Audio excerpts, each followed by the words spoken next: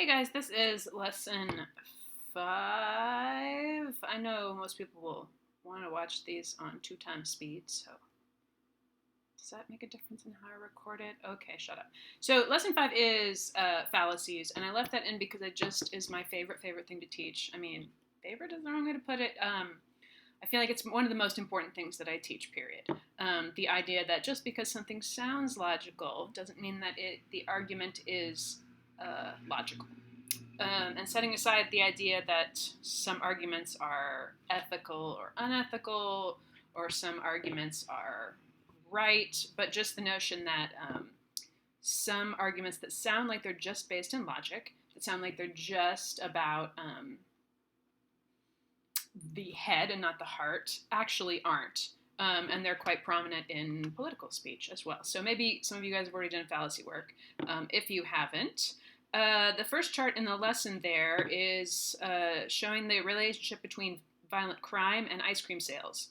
This is one of the classic examples of showing that correlation is not causation. Just because two things happen at the same time, there's more crime in the summer and there's more ice cream in the summer, it doesn't mean that ice cream causes people to get violent.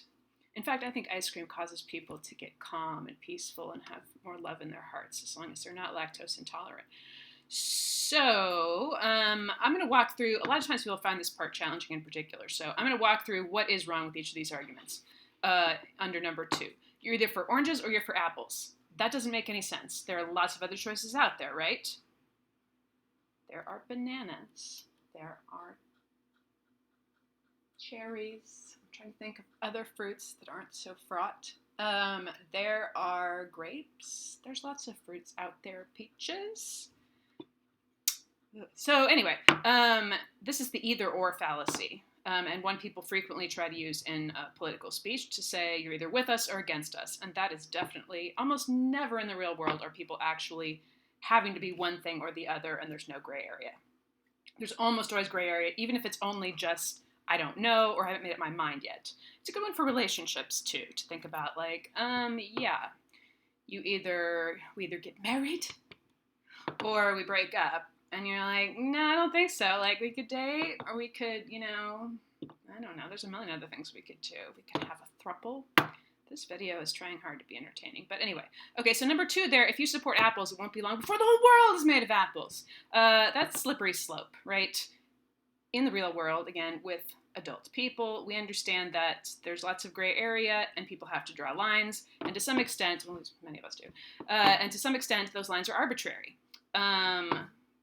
They just are. You have to come up with some time, like what's an age that people can drive a car? And maybe that's not completely scientific, but just because it's difficult to draw that line and say this is the age when people are most prepared to do that, doesn't mean that we don't have to draw that line. Number 3 there, apples are great, so having more of them would be great, and we should have more apples as soon as possible. That's a circular argument. A circular argument sounds like it's saying something and isn't. It seems silly when you look at real simple examples of it, but when you look at more complex examples, you can find lots of places where people use this, and it sounds like it's kind of true. Not true, let me say it's logical. Number 4, after an apple is picked, it starts to rot. Therefore, we should leave apples in the tree forever. No. It's true it starts to rot after we pick it, but if we leave them on the tree, they will also rot, right? Not thinking through, like, what are the actual consequences. Taking this one piece of it, after it's picked, it starts to rot, and using that to do all of our discussion about it. Then there's an amazing video for you to watch, and I hope you enjoy the video.